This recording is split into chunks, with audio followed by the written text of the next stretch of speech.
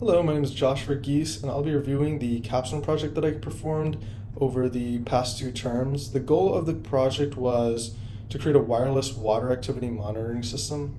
Both the Capstone project and this review were advised by Dr. John Akin.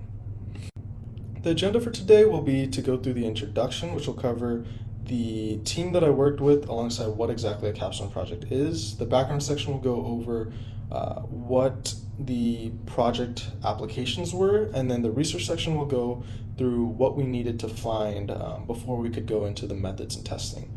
And then we'll move through that methods and testing, and then the results section will cover what we actually found, and the conclusions will go over an analysis of those results.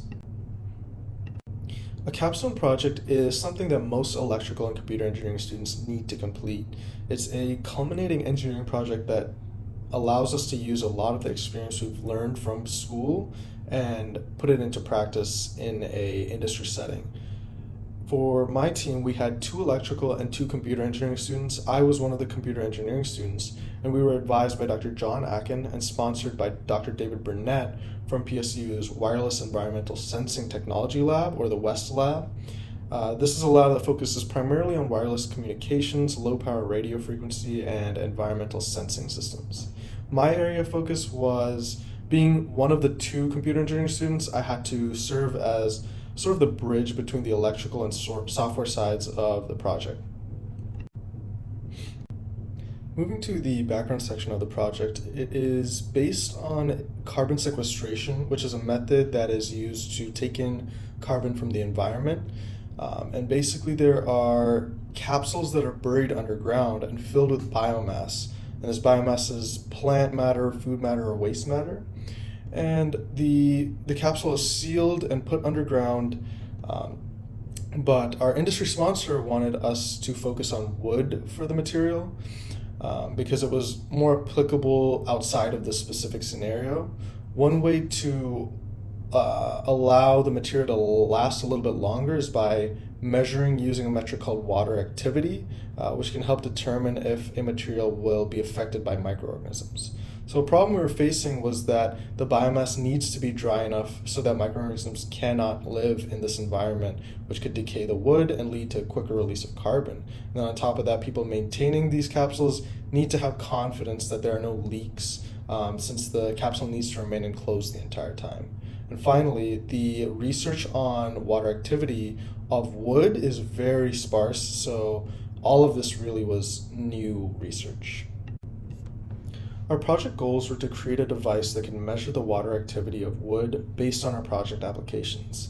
Data collected from measurements needed to be transmitted through OpenWSN, which was a software that was created by UC Berkeley for wireless communications.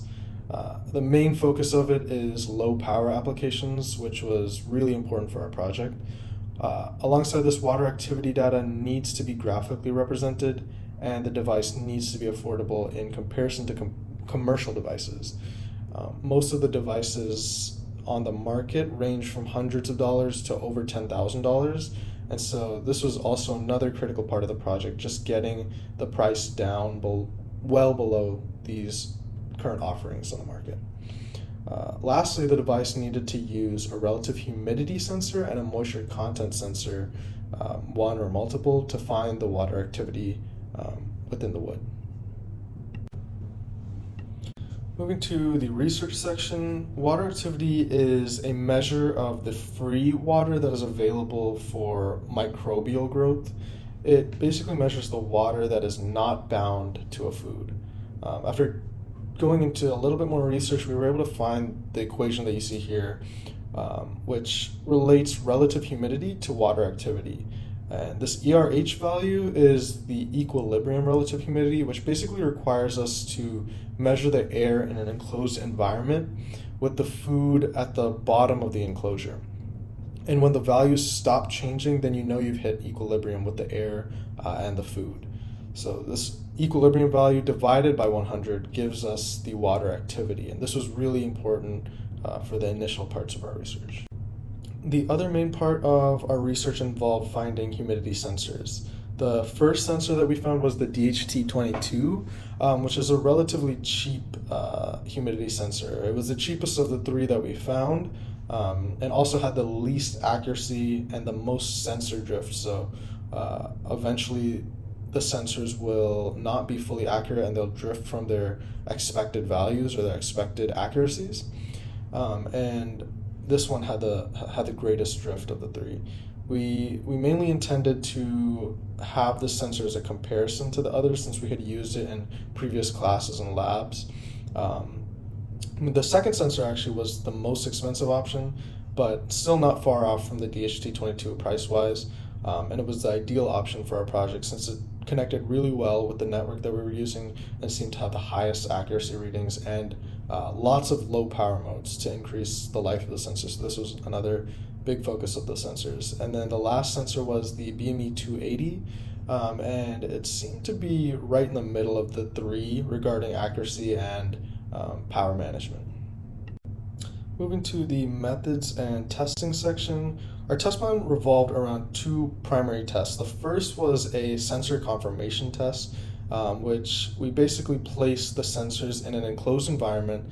And you can see in the images to the right the basic setup. We basically placed the sensors inside of these containers, which were placed inside a cooler for temperature control. And from here, we measured the equilibrium relative humidity and converted the water activity value based on that equation that I showed earlier. We measured against a database of foods with known water activity values, and these foods had specific brands associated with them. The second test was to create a moisture isotherm curve, and the reason for this was this curve compares moisture content and water activity. Since there was no clear relationship from the research that we did between water activity and moisture content. So we had to make this curve, take multiple points on this curve and find the material moisture and that relation to water activity. So to do this, we had to use the oven dry method to measure the moisture content accurately. This relied on drying the wood in an oven in multiple stages, weighing the wood before and after drying, and then comparing these two weights. We then plotted the moisture content against the water activity and displayed the curve. So the initial results of our test actually showed that the DHT22, which we had been having the least expectations about, was providing the most accurate results.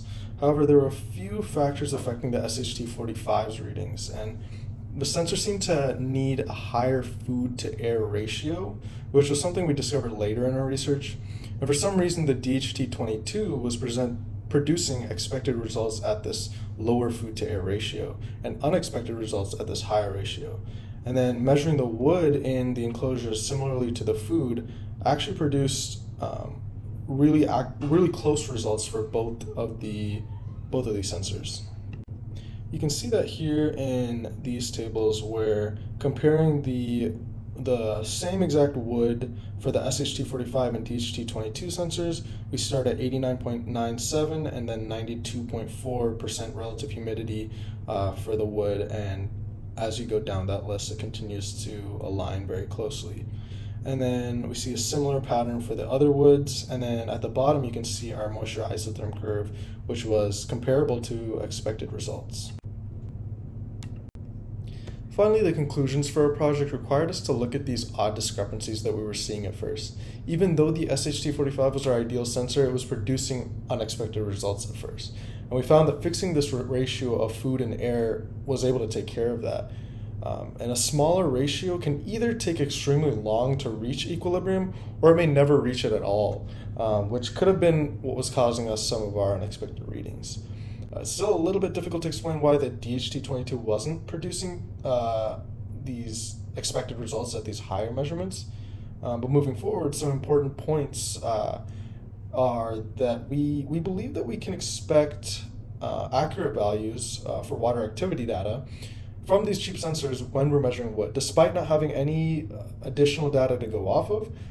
Using this high wood to air ratio, as we did with food, gives us increased confidence in our tests.